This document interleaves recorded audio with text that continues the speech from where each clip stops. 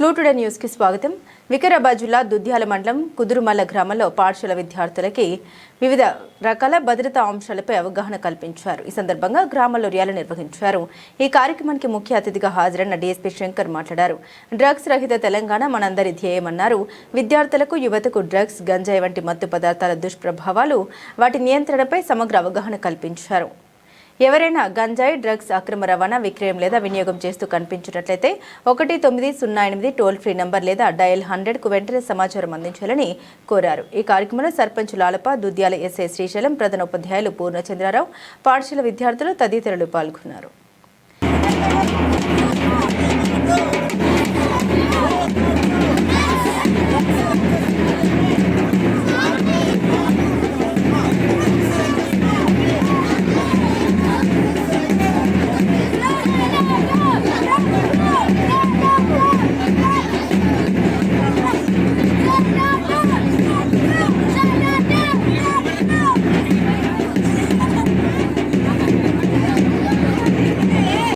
నాశనం కావడం కాదు, సొసైటీని కూడా నాశనం చేస్తాడు.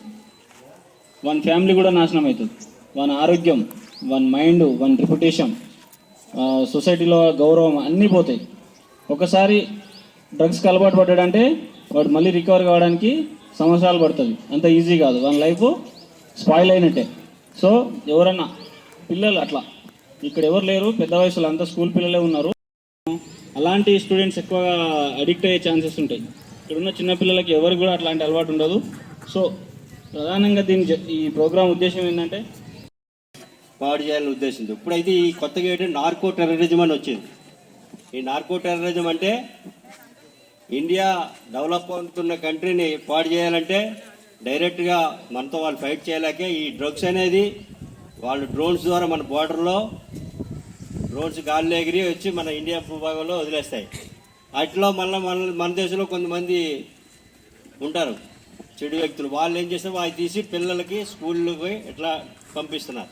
అంటే యువతని నిర్వీర్యం చేస్తే దేశ ప్రగతిని ఆటోమేటిక్గా కొన్ని సంవత్సరాలకి కుంటుపడించాలనే ఉద్దేశంతో వాళ్ళు ఈ టెర్రరిజంలో, ఈ నార్కో టెర్రరిజం పార్ట్ ఆఫ్గా ఈ డ్రగ్స్, హెరాయిన్, చెరాస్, ఈ గాంజా అనేది లోకల్ ఇలా ఇన్ఫిల్ట్రేట్ చేస్తున్నారు మన ఇండియా కంట్రీలోకి.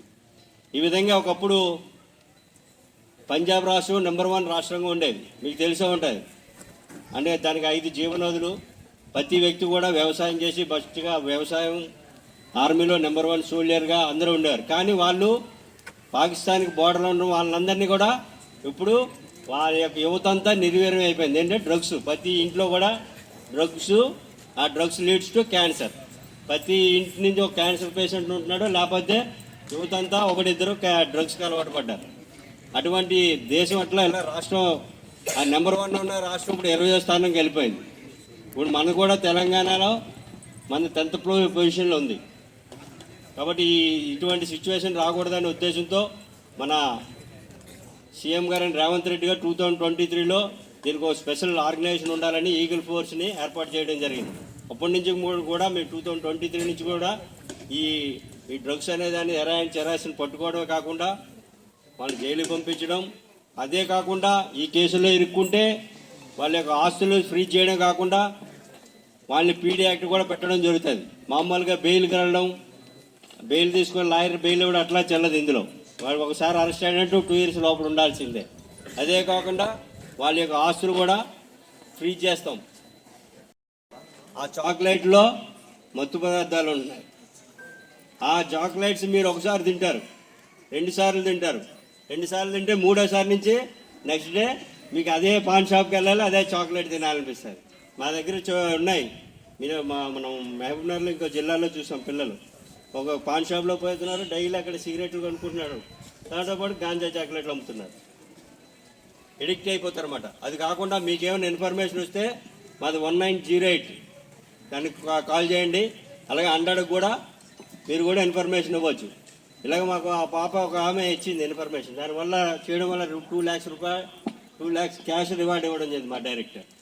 కాబట్టి మీలో దేశాన్ని కాపాడే శక్తి ఉంది. కాబట్టి మీకు ఎటువంటి ఇన్ఫర్మేషన్ వచ్చినా ఏం చేస్తారు, నెంబర్ అంతా 1908 చెప్పాలి.